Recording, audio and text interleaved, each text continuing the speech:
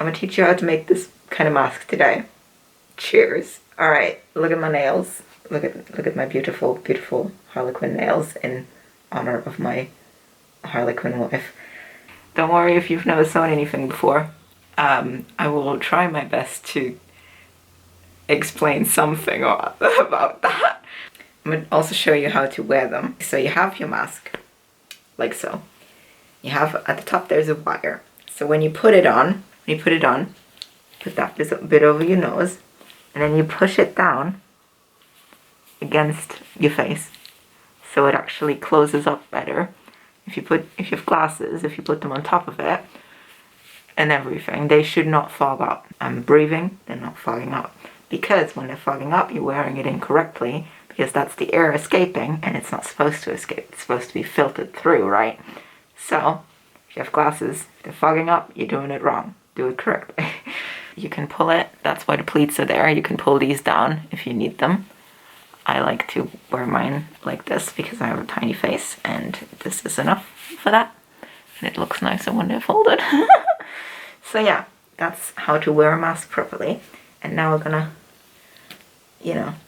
do the rest of that. Let's get started, shall we? You're gonna need a bunch of fabric, some elastics, a little bit of wire, and like some thread and some needles and some pins and a sewing machine if you have one, because it makes things much easier, but you can sew it by hand. You're gonna wanna have 2 different fabrics for the outside and the inside, because that's more interesting than just having it all one color, but you can make it all one color if you would like. For the outside fabric, you're gonna need enough to make a 25 centimeter by 19 centimeter rectangle, and for the inside, you're gonna need a 19 by 19 centimeter square. I tend to cut out like a rough size of that and then iron it so it's nice and flat, and then I cut out the actual measurement. Then you put both of those together, right sides together, and like pin it down so it doesn't move, but basically you want to have the interior bit like in the middle of the outer bit. So then you want to sew those together on the top and the bottom. I'm using a 1 centimeter seam allowance for that.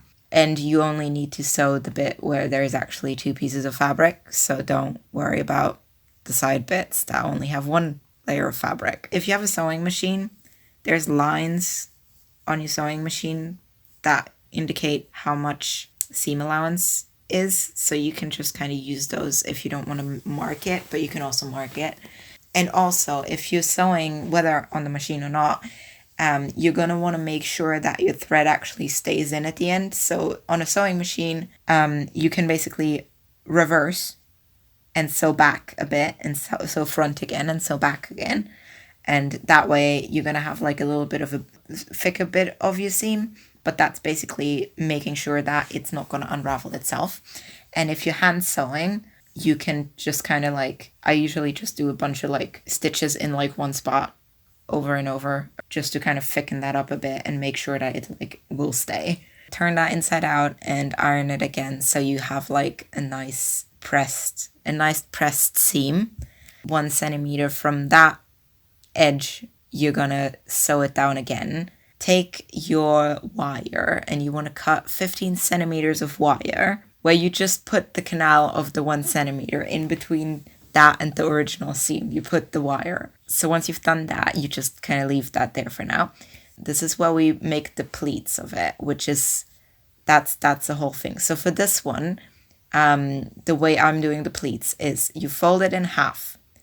You can iron it down, but depending on what fabric you're using, it might be enough to just kind of press it with your hand a bit. And then you want to fold that in half again, on each side. So you have 3 lines that you folded in. Using those 3 lines as reference, you mark down thirds in between of those and 1 outside of each of the outer lines. I don't have, you see the thing, it's in 3 bits, and then there's a bit on the outside as well. You need that on both sides. Once we've marked that on all of our masks, I'm making a bunch of them in this batch, but you can also just make one and that's also cool, and then you just need to do it once and your fingers won't hurt as much as mine do right now recording this. So that's, great. You're gonna turn it so the side that has the wire in it is your top. Your pleats are gonna, on the front, be facing down from the wire. So on the inside, we're folding them up. So you're always gonna take the highest of the marked lines, not the folded ones, and you're gonna put it up 2/3 higher, and then you do that on all of them, on all 3 of them, until you have something like this. So you want to pin your pleats down once you folded them, and then iron them in so we can actually take the pins out for a little bit, or like readjust them, or whatever we need to do with them. Once we've done that, now we have our pleats in there. Now we need to sew them down. So we're going to take it to a sewing machine, and with 1 centimeter, or you can even do 1/2 centimeter, but it was easy on my sewing machine to do it with 1 centimeter. 1 centimeter seam allowance from your inside layer, you're going to sew down your pleats. I'm pinning them by putting the pins into the bit that we're not sewing, because that's going to be easier to not get in the way of the sewing machine when we're doing that. Also, make sure to check that the wire isn't in your way, because you're gonna regret. You're gonna regret. Don't sew the wire in. Make sure it is like on the other side of your mask when you are doing this. Just make sure it ain't in your way. Just make sure. Just trust me. We're gonna fold over the outer fabric on the sides. We're gonna fold it in up to the inner fabric, and then we're gonna fold it again so that we can have a clean seam in there, so that it is like hidden. The raw edge is hidden. We're gonna pin that down. I'm pinning it like this because that way I can put it in the sewing machine, sew like the first bit of it, and then take out the pins as I go along, so we don't have to worry about those, and they're not like contorting the fabric in the way they would if you put them in the direction that your seam is gonna go. I'm sewing down the middle between the edge and my first seam on the side, and then once we finish that, our actual proper mask is done. Now we just need to attach the elastic, and we're gonna have some corset inspired flossing, which I'm gonna explain in a minute. You're gonna get 20 centimeters of elastic for each side, and you're gonna put it on there like so, and we're gonna sew this by hand because I tried it. I tried to do it with the sewing machine, and the sewing machine did not like that, so I just gave up and was like, I'm gonna do it by hand. And if you're doing a bunch of masks, take your time, because it's going to hurt your fingers, because there's a lot of layers we're working with at this point. So it's going to be hard to get your needle to go through all of those many layers. Get a bunch of thread. Thread your needle like so. And then you're going to want to tie the ends of your thread together into a double knot. I usually do a double knot because a single knot might go through your fabric, depending on what fabric you're working with, and what thread you're working with, and what needles you're working with.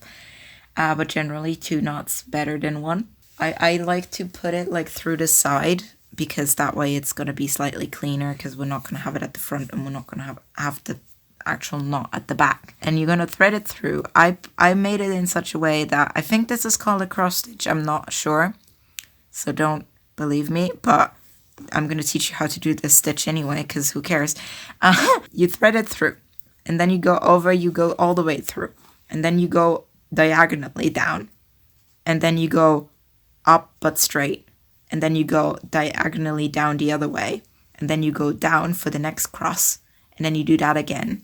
And I use two crosses worth of it, and then I like to finish off like the end of it by just kind of what's that one called? But just kind of stitching it on there. I don't know what things are called. Don't ask me. I'm not a professional. So you do that on all 4 of the ends, and make sure that the way you're sewing on your elastic is that like the same side of it is sewn on each side, so it's not like twisted in the middle. I hope you can see this, how I've done it. So then, my personal touch that I've added personally that nobody else in any other mask tutorials of the like 2 that I've watched have done, This pattern is based in several tutorial videos of other people in various languages and some of my own fun bits to it. The main part that I got it from is like some German tutorial video that my mom sent me, and she made some based on that tutorial video as well. But when she like put the masks in the washing machine, the nose wire just like escaped. So that was an issue because you don't want to lose some wire in your washing machine. So I was like, okay, how can we solve this problem? And I went into my mind palace of sewing knowledge. And I remembered that in my many corsetry video watching, I've learned about this thing called corset flossing, which is basically for the boning. The boning is the bones that are in the corset. You don't know what that is. They used to be so short history on corsets, because this, I swear this will be relevant, right? So corsets have something called boning in them. It's the like rods that are in it that used to be whale bones that are usually like either plastic or metal these days. That's called the bones of the corset. So you have these like rigid bodies within some fabric, and you're trying to not make them escape like the wire in my mom's masks did. So in order to prevent that, there's a technique called corset flossing, which is basically stitching in the ends of them so that they will not get out. So I was like, you know what these masks need? Flossing. So the wires are flossed in. I don't know if that's the correct way of saying that, but they have flossing on them. And I put them in the washing machine and the wires didn't fucking leave. So, wash machine proof. I'm a tailoring genius. You can obviously look up corset flossing and pick whatever design you would prefer.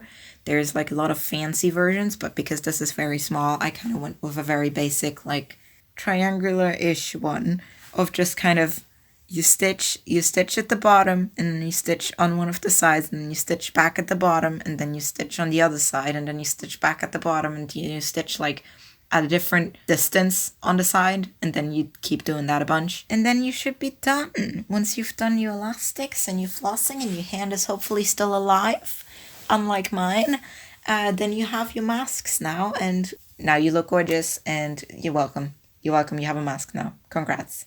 I think that was it. So happy mask making, everyone. Happy mask making, and I hope you have lovely sewing endeavors of your own. Subscribe to my channel to keep tuned for mine. I'm going to be making a bunch of lovely custom summer clothes for my trans buddy that are actually going to fit for once. So that's going to be fun. So stay tuned for that. And I will see you in the next video. Bye-bye.